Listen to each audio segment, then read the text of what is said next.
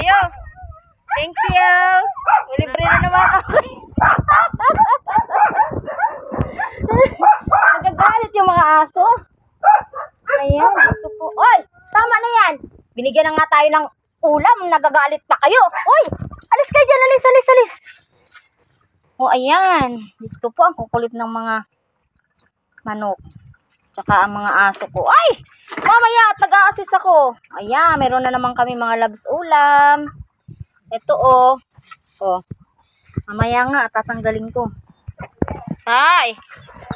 Si Inteng, isasalin ko lang tong binigay ni Unso na ulam. Ayan mga labs oh.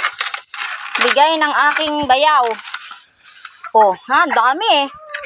Oh, pagbibili tayo nito. Oh, ayan oh, may malaki oh, mga labs oh. May taksay. Tapos ayan pa oh. Ay, 2 piraso. Hoy! Ay! 2 piraso. Oh. Shut up. Ay, ito pa oh, mga labs. Bigay ng aking bayaw. Marami sigurong huli. Dala nung aking kapatid kanina, nahihiya pa. At binibidyohan ko siya. Oh, ayan oh. Oh, mga labs. May ulam na naman kami. Masarap to sinabawan. Sasabawan ko to. Ayan mga labs, may pang-ulam na naman kami. Libre. Dala ng aking kapatid. Bigay ni Herlin. Dumating yung kanyang asawa. Ayan. Ang dami niya no mga labs.